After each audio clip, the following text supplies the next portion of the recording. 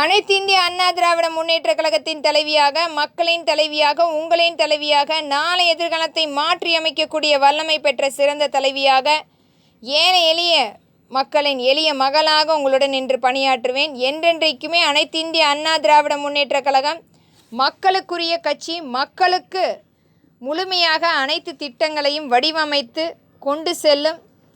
அது மட்டுமில்லை, அனைத்து திட்டங்களையுமே வடிவமைத்து இன்று வரை முறையாக செயல்படுத்தி கொண்டிருக்கும் ஒரே கட்சி அனைத்து இந்திய அண்ணா திராவிட முன்னேற்ற கழகம்தான். அனைத்து குறைகளையும் கேட்டு நம்மளுடைய அனைத்து இந்திய அண்ணா திராவிட முன்னேற்ற கழகம் முறைப்படுத்தி அதை விண்ணப்பமாக மத்திய அரசிடமும் மாநில அரசிடமும் பலமுறை கொடுத்தும் நிராகரிப்பு மட்டுமே செய்து கொண்டிருக்கிறார்கள். இன்றைக்கும் செவி கொடுக்காமல் இவர்களுடைய பணக்கார வர்க்கங்களாக வாழ்ந்து கொண்டிருக்கிறார்கள்.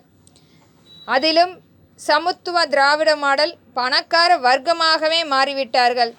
ஏழை எளிய மக்களுக்காக வாழ வேண்டும். ஆனால் இன்றைக்கு பணக்கார வர்க்கங்களாக சொகுசான கார்கள், சொகுசான பங்களா என்று மிகப்படுத்தி கொண்டு விளம்பரம் மட்டுமே செய்து கொண்டிருக்கிறார்கள். ஊடகங்களை கைக்கூலியாக வைத்துக்கொண்டு இவர்களுடைய விளம்பரம் மட்டுமே செய்து கொண்டிருக்கும் இந்த திராவிட மாடல் இனி வரும் காலங்களாவது மக்களுக்குரிய திட்டத்தை எடுத்துரைக்கப்பட வேண்டும். ஆனால் இன்று வரை அதற்குரிய வாய்ப்பே இல்லாத அளவிற்கு அவர்களுடைய ஆட்சி போய்கொண்டிருக்கிறது.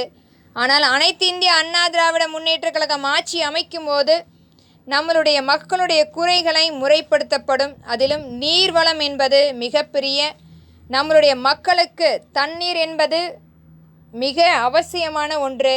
அந்த தண்ணீரை நாம் கண்டிப்பாக காப்பாற்றியாக வேண்டும். விவசாயத்துக்கு நீர்வளம் மிகப்பெரிய முதுகெலும்பாக இன்றைக்கு உள்ளது. அந்த நீர்வளத்தை உயர நீர்வளம் பாதுகாவலன் சட்டம் கொண்டு வந்து செயலாற்றப்படும். இதனால் இச்சட்டத்தின் கீழ் நம்மளுடைய தமிழகத்தில் 5 அணைகள் அமைக்கப்படும் புதிதாக. அதிலும் பழைய அணைகள் முறைப்படுத்தி அதை இன்றைக்கும் ஒரு நல்ல நிலைமையில் இல்லாமல் இருக்கிறது. அந்த நிலைமைகள் அனைத்துமே மாற்றப்பட்டு நல்ல நிர்வாகிகள் கொண்டு அமைக்கப்பட்டு நீர்வளம் உயர நம்மளுடைய அனைத்து இந்திய அண்ணா திராவிட முன்னேற்ற கழகம் செயல்படும். அது மட்டுமில்லை, ஏரிகளை முறைப்படுத்தி ஆறுகளை விரிவாக்கம் செய்து புதிதாக ஆறுகள் விரிவாக்கம் செய்யப்படும். இன்றைக்கு நீர்வளம் நாம் வாய்மொழியாக பேசி கொண்டிருக்கிறோம். ஆனால் அனைத்து இந்திய அண்ணா திராவிட முன்னேற்ற கழகம் ஆட்சி அமைக்கும் போது இந்த நீர்வளம் 5 அணைகளாக மாற்றப்பட்டு புதிதாக கட்டப்படும் என்பதை திறன்பட வலியுறுத்துகிறேன். என்றென்றைக்குமே அனைத்து இந்திய அண்ணா திராவிட முன்னேற்ற கழகம் சொல்வதை மட்டுமல்ல, செயல்பாட்டிலும் கண்டிப்பாக செயல்பட்டு மக்களுக்குரிய அனைத்து திட்டத்தையும் வடிவமைத்து மக்களிடத்தில் கொண்டு வந்து சேர்க்கும் என்பதை மக்கள் தெரிந்திருக்கிறார்கள்.